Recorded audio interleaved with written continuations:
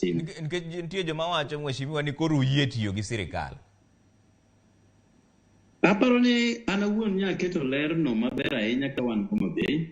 Nyakoni sirkal ok wanyal wayie tiyogo nikech tijwa sani maduong' en opposition. Uhuru Kenyatta norado kod jakom magitimo gima dho ngere dendo ni jakobat. Kuom jakobat, achiel kuom gik mane gichikore ni nyaka wadhi watimnegi ne en support policies kata weche mag sirkal e od bura kacha. Mano ne en gima ne giwinjore. Omiyo ne wachako dhiro weche mag Uhuru Kenyatta e sirkandeno kata obedo ni ne wan jok mane iluongo ni jo opposition kamano. Nikech ne nyaka ibed koda structured dialogue. Kendo ni wuoyo nyaka ubed ni wuoyo ang'o to ere kama wadhi wuothe kodi to ere kama wagikie.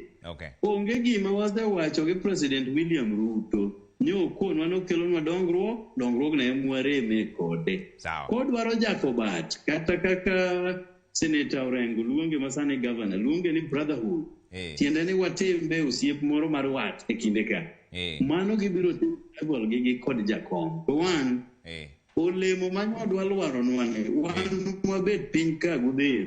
Wadondo mos to wadhi nyodhe tok dala kodecha osepo. Sawa. Mheshimiwa sa koro mawa wang'wa lakini nitiere penjo moro achiel mar winyo moro mwuoye cha. Nitiere penjo moro modonjo ka Ramogi wacho ni an Bernard Olendo kawuok Milenye. Apenjo mheshimiwa ni ere kaka gichoko winy motho nikech jopiny nyalo chamo winyogo koso ok girach kod ngima mar dhano.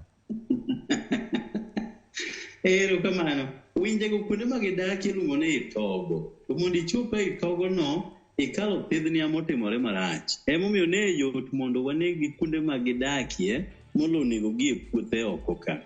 Mondo mi ikal puodho mar togo cha osiepna gi thidhnia motimo nam cha michop midhi ikwany winy to be ni idenyo ndi. To kata koromo kamano mondo ang' ichak iyor puodhono kiduogo gi winjino piny oruni oko.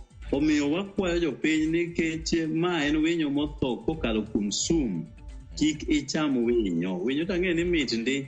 To moloyo ka en aluru. To magi to mana mire moko mathindo thindogi. Wawe otobi, olokre manyiwa, okonynwa puothego wabiro puro gi ndalo mabiro. Erokamano mheshimiwa.